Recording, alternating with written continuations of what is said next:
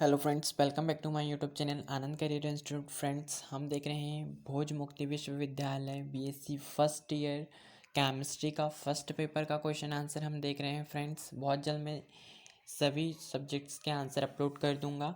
So friends, अब मैं silent होके आप को एग्ज़ाम सारे क्वेश्चंस के आंसर कर रहा हूँ। सो अच्छे से नोट डाउन करिएगा और ज़्यादा से ज़्यादा फ्रेंड्स में शेयर कीजिए ताकि उनकी भी हेल्प हो जाए।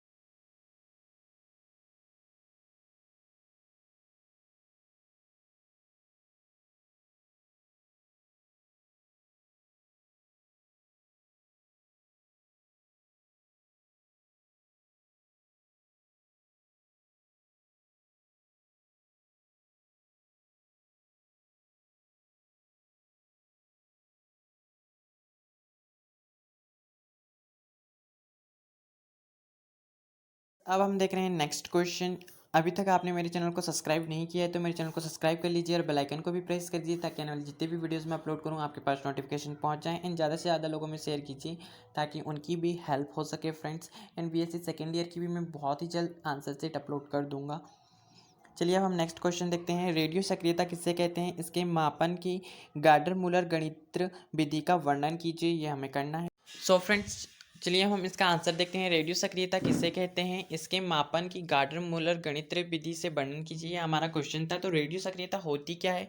रेडियो एक्टिवता की खोज जो है फ्रांस के भौतिक शास्त्री हेनरी बेकुलर ने सन 1896 में रॉन्टजन द्वारा जो है एक्स किरणों की खोज के कुछ माह बाद इन्होंने की थी। जब किसी हल्के पिंड तत्व पर जब अल्फा कणों की बमबारी की जाती है तो नाभिक में से प्रोटॉन निकल जाते हैं। फलस्वरूप नाभिक एक स्थायी विक्षुब्ध अवस्था में रह जाता है जो स्थायित्व प्राप्त करते समय रेडियो एक्टिव किरणें उत्सर्जित करता है। क्रमिक विघटन द्वारा किसी स्थायी तत्व के रेडियो एक्टिव बन जाने की घटना को हम कृत्रिम रेडियो एक्टिवता कहते हैं फ्रेंड्स। अब हम गार्डर मूलर गणितीय विधि से इसका कैलकुलेशन किस प्रकार से करेंगे देख लेते हैं। तो इस उपकरण का उपयोग रेडियो एक्टिवता के मापन के लिए किया जाता है। यह यंत्र अल्फा एवं बीटा किरणों द्वारा किसी गैस के आयनन से उत्पन्न विद्युत आवेश की मात्रा के मापन के सिद्धांत पर आधारित है। इस विधि में प्रयुक्त जो उपकरण है वह चित्र में दर्शाया गया है, आप देख लेंगे। इस उपकरण में कॉपर का एक सिलेंडर होता है। इसका एक सिरा अभ्रक पत्र से बंद कर लिया जाता है।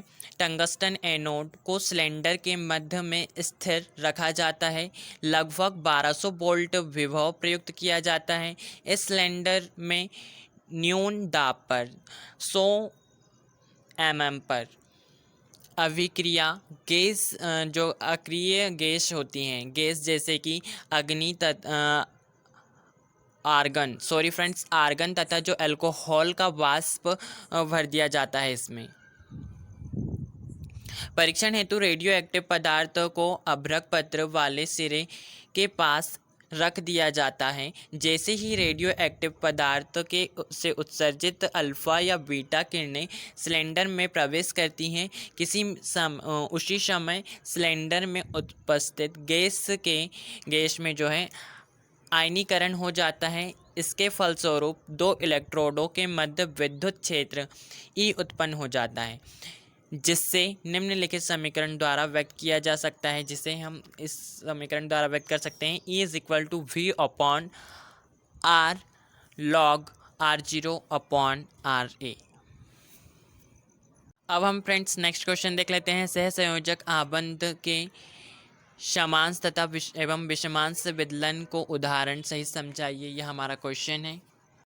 अब हम देखते हैं सहसंयोजक आबंध के समांश एवं विषमांश विदलन को उदाहरण सहित हमें समझाना था। तो समांश या इसे हम होमोलिटिक विदलन भी कहते हैं। तो यह एक सहसंयोजक बंध दो परमाणुओं के बीच एक इलेक्ट्रॉन युग्म की साझेदारी से बनता है। जब ये परमाणु पृथक होते हैं तो यह कहा जाता है कि बंध का विदलन या विखंडन हो गया है। यदि पृथक होने पर होने वाले जो परमाणु बंधित इलेक्ट्रॉन युग्म से एक एक इलेक्ट्रॉन लेकर पृथक होते हैं तो इस प्रकार के विखंडन को सममित या समांश या होमोलिटिक विखंडन कहते हैं। जैसे कि आप देखेंगे कि कोई भी जो परमाणु है वह आपस में साझा करता है। जैसे कि हमने यहाँ पे माना कि ए और बी दो परमाणु हैं जो आपस में साझा कर रहे हैं, जैसे कि आप देख रहे हैं। तो जब यहाँ इनका विखंडन होगा तो यहाँ अपना एक एक इलेक्ट्रॉन जो है वह लेकर चले जाएंगे। जब इनका विखंडन करेंगे हम तो ए ने अपना एक प्लस आयन ले लिया और बी ने अपना एक माइनस आयन ले लिया और वह अलग हो गए। तो इस प्रकार के जो विखंडन होता है उसे हम कहते हैं होमोलिटिक विखंडन। उच्च ताप पर गैसीय अभिक्रियाओं में प्राय समांश विखंडन ही होता है। प्रकाशीय उत्प्रेरण, हैलोजनीकरण तथा अपघटन एन ब्रोमोक्सिमाइड द्वारा पराऑक्साइड उत्प्रेरक ब्रोमोनीकरण श्रृंखला बहुलीकरण आदि अनेक अभिक्रियाएं मुक्त मूलक क्रियाविधि द्वारा संपन्न होती हैं, जिसमें समांश विखंडन होता है। एल्कीनों की प्रतिस्थापन अभिक्रियाओं को होमोलिटिक विखंडन क्रियाविधि से स्पष्ट करते हैं।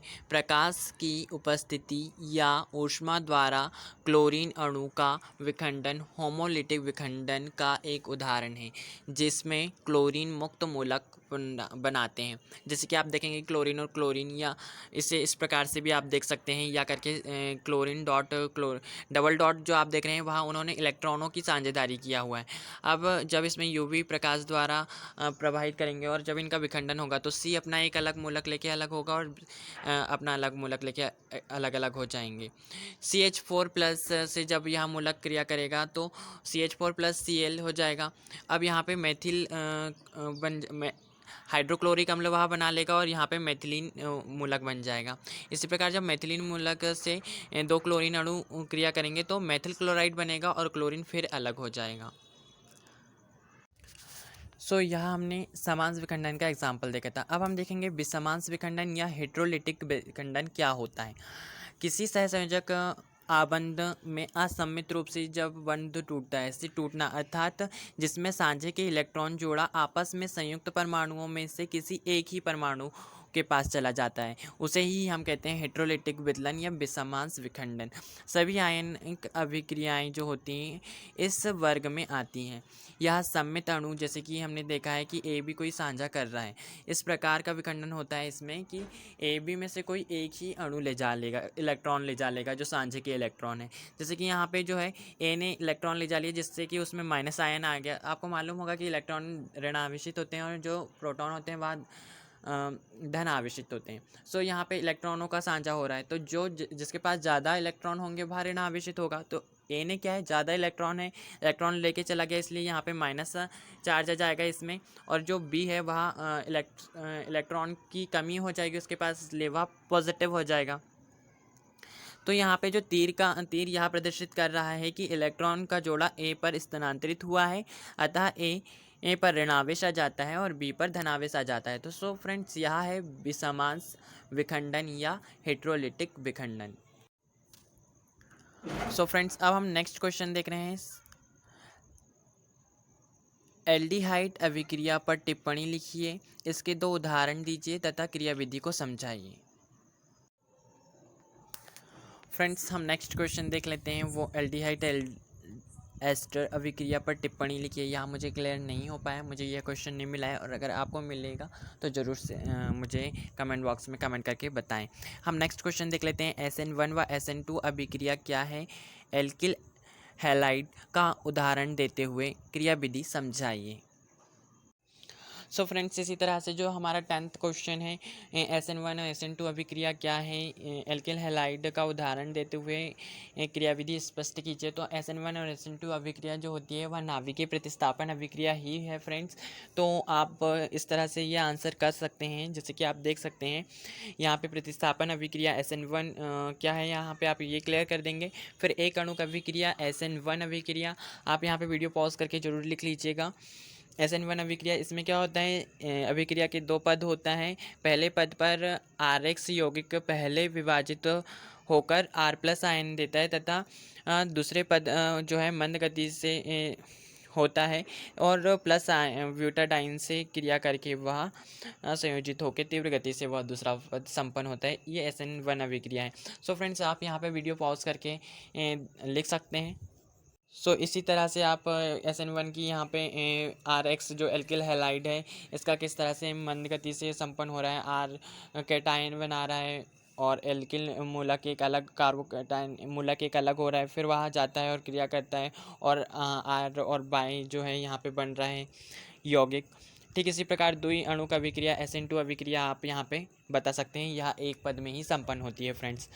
Friends thank you for watching my video and always share with your friends, that's why उनकी भी हेल्प हो जाए, and please do subscribe my channel.